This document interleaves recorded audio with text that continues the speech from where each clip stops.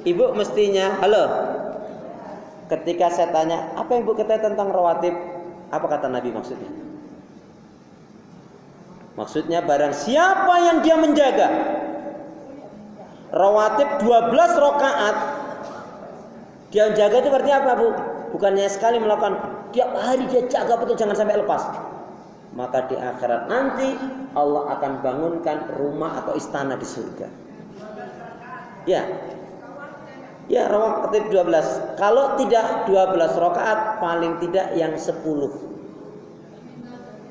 Kalau yang 12 rakaat berarti 4 rakaat sebelum zuhur. Kalau yang 10 berarti yang zuhur sebelum zuhurnya 2 rakaat. Tapi dia jaga betul. Gimana mau jaga yang rawatib? Lawang dengar azan aja kaget. Sudah tahu mau azan malah marut-marut, nyuci-nyuci, goreng-goreng, nyetrika-nyetriki. Ya gimana? Ya Allah, ya Allah.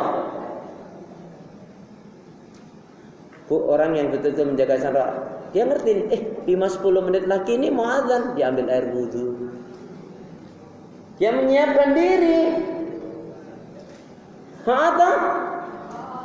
Jangan seperti tadi. Sudah tahu 5-10 menit lagi azan, malah tadi morat-marut, mepas-mepes, nyuca-nyuci, goreng-goreng, nyetrika-nyetriki.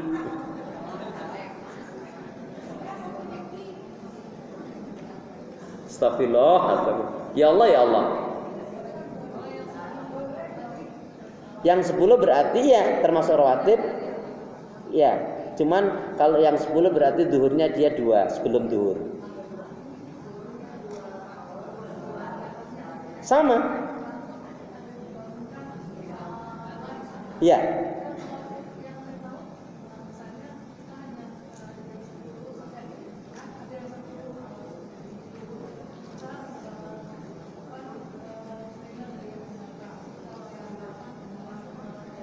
Enggak. Ini yang penting. Ya. Ya Allah alam. Jadi makanya paling tidak kalau nggak bisa yang 12, Rasul kasih keringan kita yang 10. Pahalanya sama. Ya. Yang bagus kan dan yang mudah dia jaga nih loh. Menjaga itu apa? Berarti setiap hari dia betul-betul berusaha melaksanakannya. Ibu tadi kalau yang 12 berarti ibu 4. Kalau ibu nggak bisa yang 4, 2. Kalau nggak bisa, istighfar.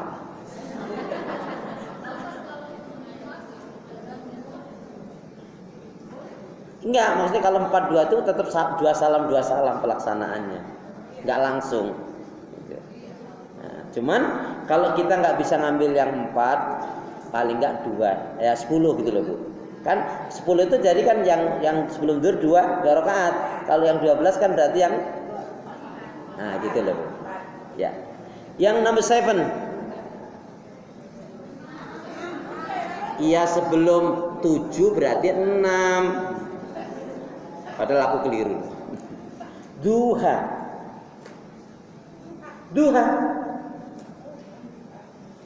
Ibu sholat duha yang lebih sering kadang-kadang yang 2 atau yang 4? Enggak, ini benar semua, boleh aja. Cuman yang lebih sering ibu lakukan yang 2 atau 4. Kalau ibu melakukan yang 2, timbul pertanyaan, itu sejak tahun berapa yang 2 itu? Berarti enggak ada peningkatan. 2015 2, sekarang 2026 masih 2. Ya Allah, ya Allah. Kalau mulainya dari 2005 berarti udah 21 tahun 2 aja gitu. Terus kapan meningkatnya? Udah rajin ngaji, sholat juga masih angop, ada loh Bu. Sudah rajin ngaji tapi sholat masih angop. Allah. Sholat subuh ada lagi tuh. Alhamdulillah. Allah.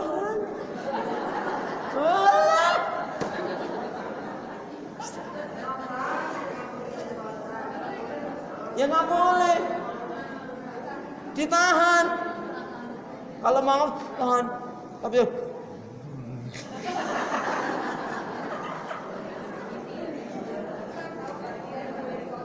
ya? Maksudnya?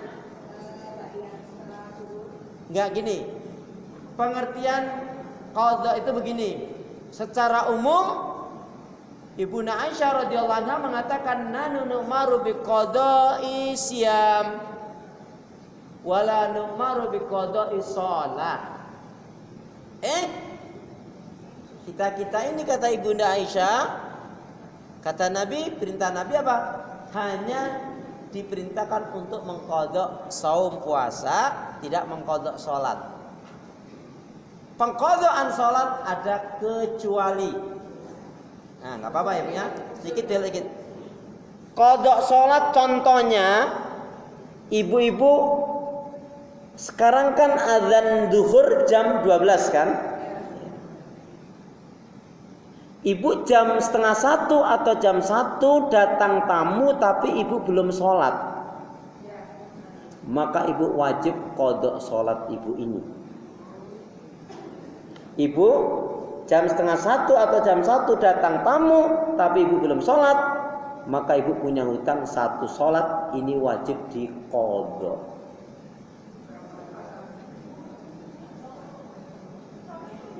Paham nggak maksudnya? Kalau udah paham nggak tak jelasin? Jelasin apa enggak? Cius. Bu, ini contohnya, ibu kan duhur jam 12 misalkan ya.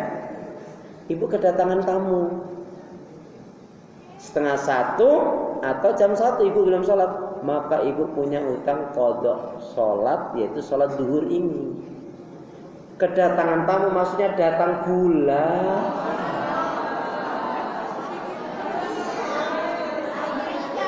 Ya ini bukan untuk ibu, ini untuk anak-anak ibu, untuk cucu ibu, untuk mantunya ibu. Emang bu masih?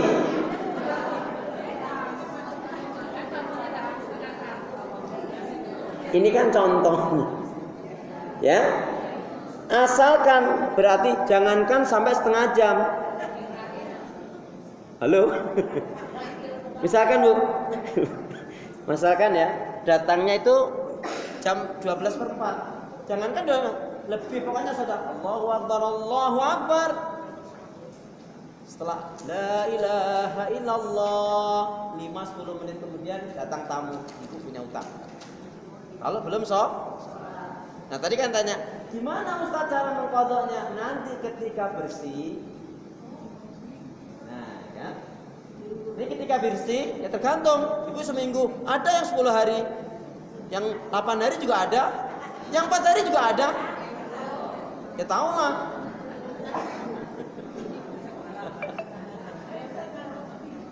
Saya nggak ngalamin, tapi saya tahu. Lah, saya kan anaknya 4 putri, tambah istri saya jadi 5. Itu beda-beda. Ada juga pas bareng. Iya. Nah, cara nih, ibu. Halo, ini penting sekali. Mungkin bukan untuk ibu-ibu ya, kecuali ibu-ibu yang di bawah 50 mungkin masih. Yang 50 juga masih. Ada 50 masih sholat.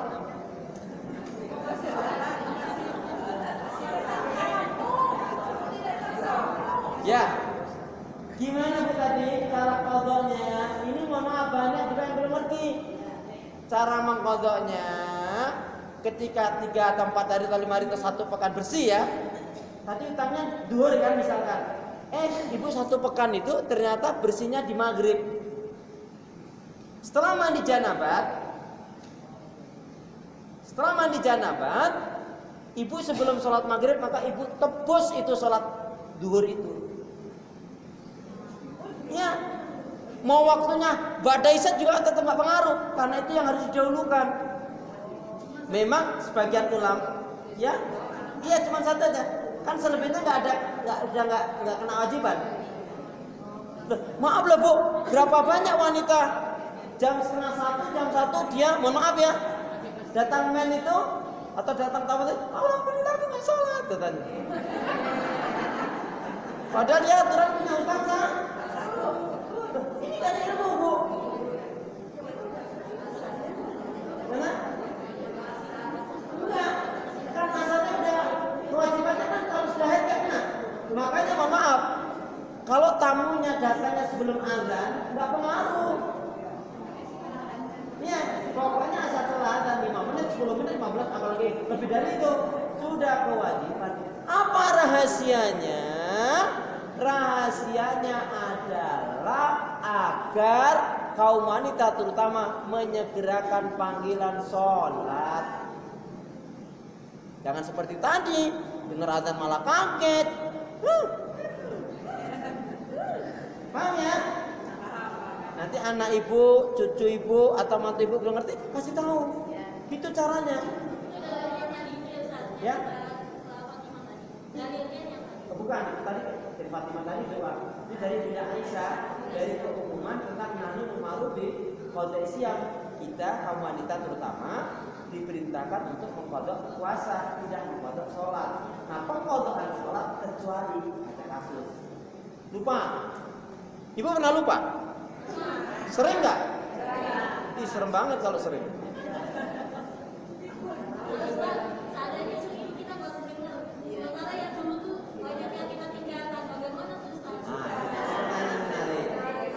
Anda mewakili ibu-ibu yang lain.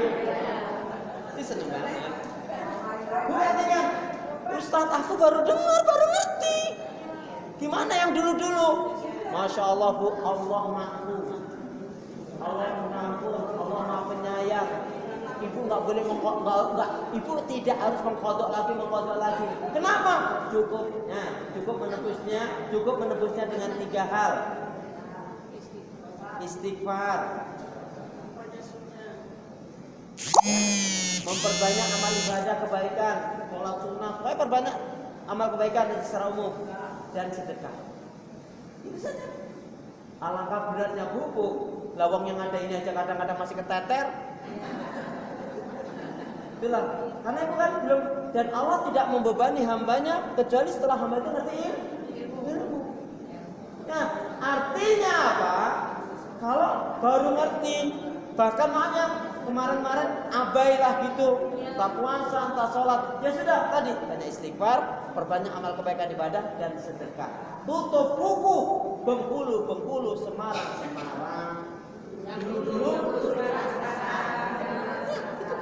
Itu kasih sayang Allah. Alangkah beratnya bu kalau ibu, aduh, kayak itu ngaku dulu waktu gadis saja kayaknya banyak banget.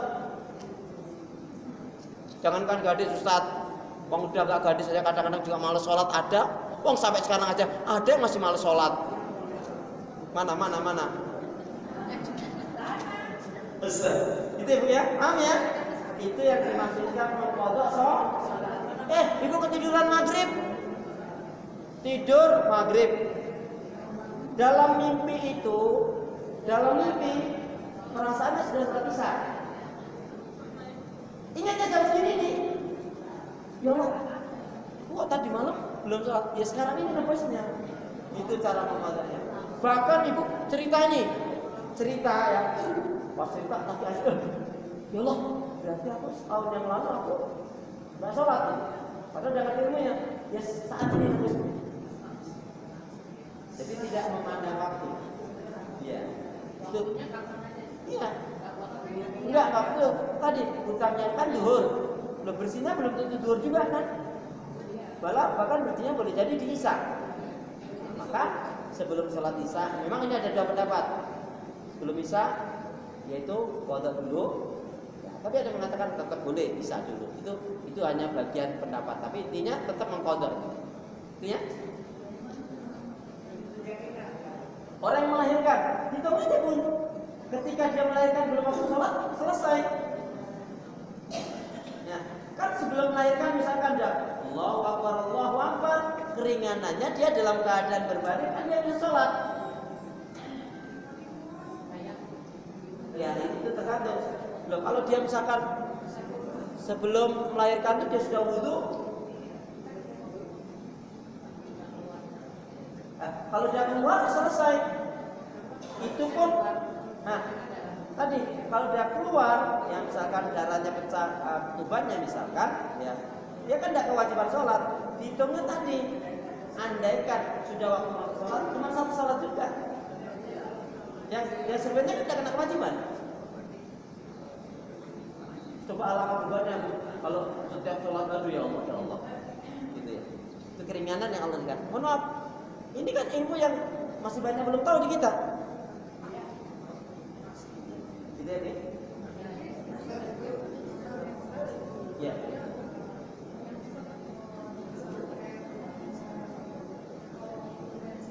Ya, makanya kalau mainnya dia sebelum azan selesai, nggak ada beban, nggak ada kewajiban. Tapi kalau mainnya setelah azan, berarti dia kena satu kewajiban. Ya satu itu aja. Jadi tidak selama hari yang meninggal itu. Ya.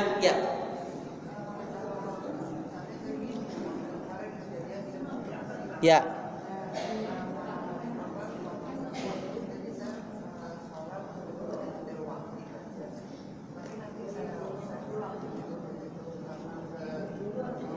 Baik, sebelum waktu ibu mendahulukan sholat yang belum waktunya. Oke.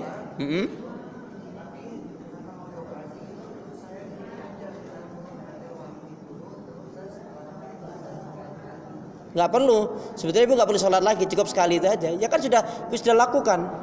Al-amr ma'roh, perintah itu sekali. Apa yang ngulangin? Kan ibu sudah jalankan.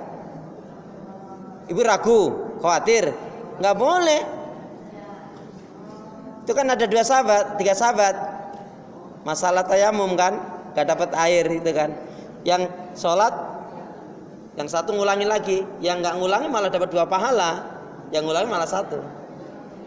Ya, orang meninggal. Ya.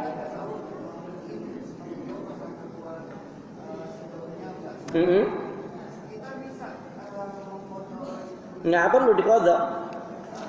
Yang qadha itu kalau orang tua saum aja. Tadi kata Ibunda Aisyah tadi kan, kami diperintahkan untuk mengqadha saum, puasa, tidak sholat. Kasus sholat seperti tadi itu. Yang ke number 7, apa yang hendaknya kita lakukan kebaikan? Salawat Nabi sudah tadi? Sudah. Yaitu banyak zikrullah dan zikrul maut. Zikrullah ditambahkan dengan zikrul maut. Ya, banyak mengingat Allah dan mengingat kematian. Enggak apa-apa. Ini poin. Tadi kan poin 4 juga isinya 5. Ya. Kenapa, Bu? Hanya ingat mati, kalau tidak dikembalikan kepada Allah kan tidak akan manfaat gitu loh, Bu. Kenapa, Bu? Diulas kembali zikrullah dan zikrul maut ini. Mestinya mengingat kematian itu dikembalikan juga kepada Allah gitu loh. Ini penguatan saja. Zikrullah dan zikrul maut, banyak mengingat Allah dan mengingat kematian. Ibu satu hari satu malam mampu berzikir berapa ribu kali? Nggak dihitung. Maksudnya nggak dihitung itu saking banyaknya, saking sedikitnya.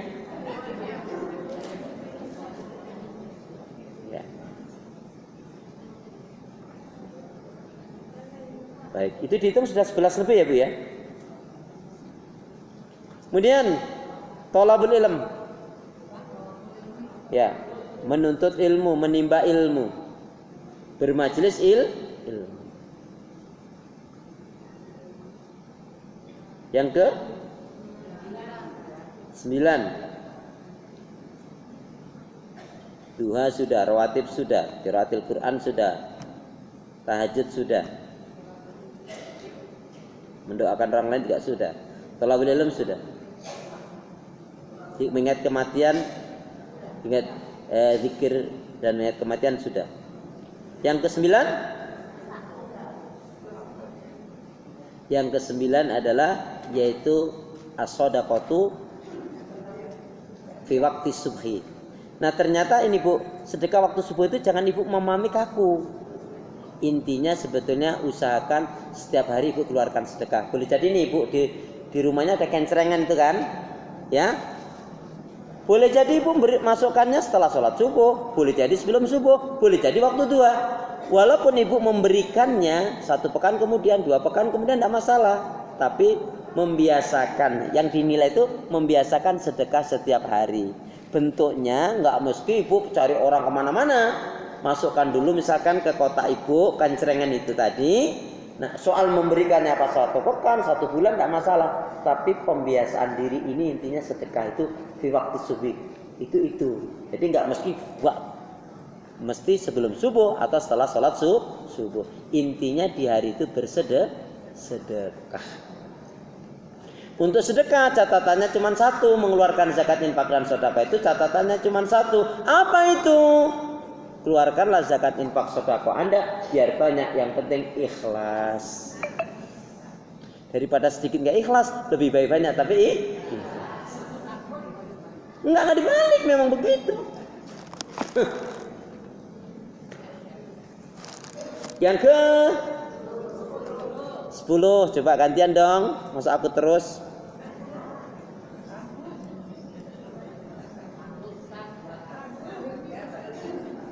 Tadi giliran 1 baru 1. Yang ke 10 apa? Tiap hari loh Bu. Ini kan 10 kebaikan, 11 kebaikan kan?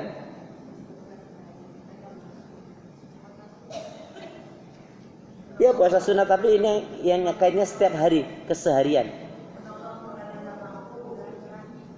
Silaturahmi tiap hari. Sakit terus tiap hari temannya. Ayo pura-pura mikirnya jangan terlalu lama. Saya kasih waktu pura-pura mikirnya.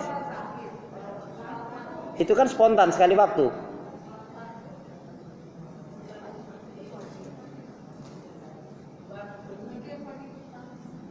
Zikir pagi dan petang. Iya, itu yang ke-10 betul. Nah, berhubung ada yang menjawab dengan benar, nanti boleh pulang semua setelah selesai. Ya Allah. Ya, jadi yang ke-10 adalah melazimkan zikir pagi dan petang. Hadiahnya ambil sendiri di rumah ya Bun. Yang ke-11. Yang ke-11.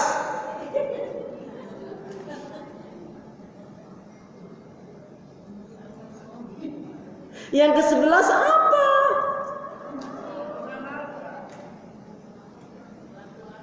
Dari M. M-nya boleh menyenangkan keluarga. Amin. Jadi menyenangkan keluarga itu tiap hari Bu. Jangan ngeselin. Buat jantungan.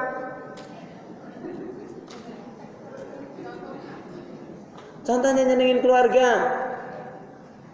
Contoh bilang, alhamdulillah Pak, kalau masih punya suami, alhamdulillah Pak, aku bersyukur punya suami sebaik kamu. Mudah-mudahan kita sama-sama menjadi penghuni surga ya Pak ya. Kan enak Bu. Ustaz, kalau suaminya belangsat gimana? Kalau suaminya belangsat, ibu kalau baca Quran itu suami diruqyah. Gimana Ustaz ngeruqyah suami ini ketika ibu baca Quran? A'udzubillahi minasyaitonir rajim.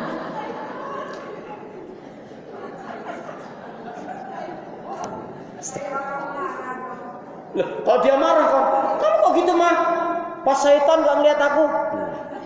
Papa aja yang kesinggung kali. Menyenangkan orang artinya apa? Kalau seorang istri memasakkan yang enak. Memasakkan untuk suami itu ibadah nggak Bu? Masakin untuk suami ibadah apa enggak? Enggak. Kalau sambil ngedumel, ya Allah, masak terus. Itu kalau sambil ngedumel, nggak jadi ibadah, capek. Atau sambil masak lagi, masak terus. Kita yang capek, dia yang itu kan ngedumel. Pernah? Sambil masak ngedumel pernah? Alah, ingat, coba ingat. Ya udah, kalau nggak pernah kenapa harus marah? Jadi tunjukkan wajah gembira sama suami, sama anak, sama istri. Begitu, assalamualaikum. Kayak zaman dulu gitu loh Bu ya. Zaman dulu tuh kalau, aduh harmonis banget ya. Kalau udah lama nggak ketemu, langsung ketemu, sambutlah tanganku ini. Astagfirullah. Yang ke-11. Oh iya, sudah ya. Yang ke-12. Alhamdulillah selesai.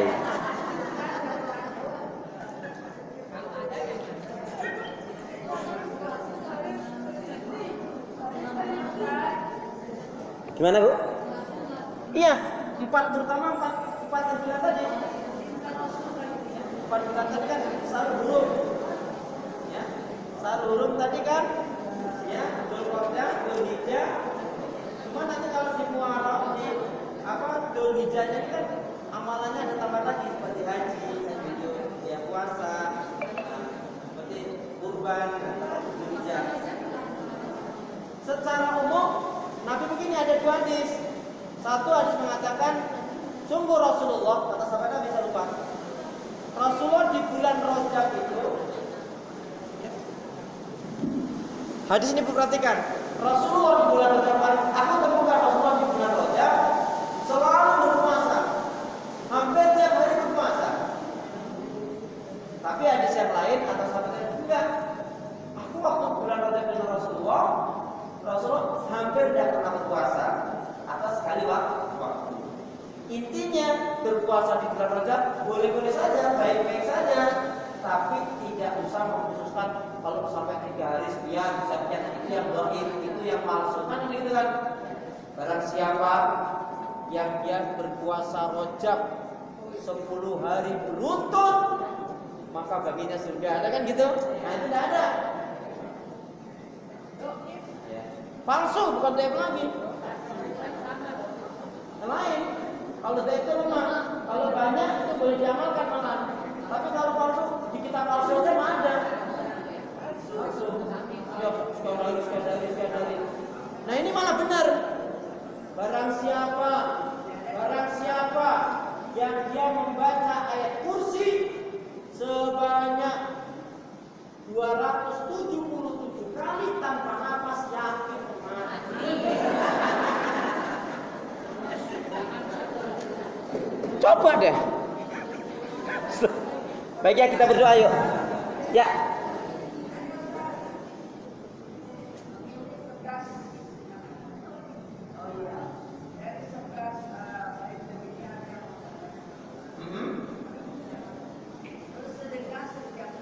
Ya.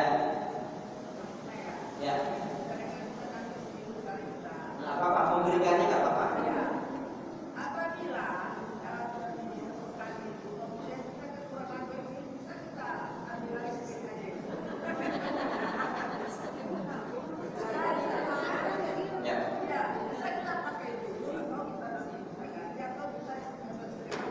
Sedekahkan udah ambil lagi, itu kreatif banget ya. Gak apa-apa kalau kita ambil, kita ganti sama. Iya, pada Allah pas kirimannya agak terlambat gitu ya, ambil namanya ya, kalau bisa ya ganti.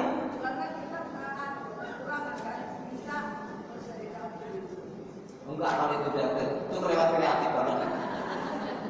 Bu, dan ingat ya, sedekah itu tidak harus dengan uang. Sedekah itu tidak harus dengan uang. Diperhatikan, sedekah itu tidak harus dengan uang. Ibu kalau memang nggak punya uang, boleh sedekah dengan dolar atau real.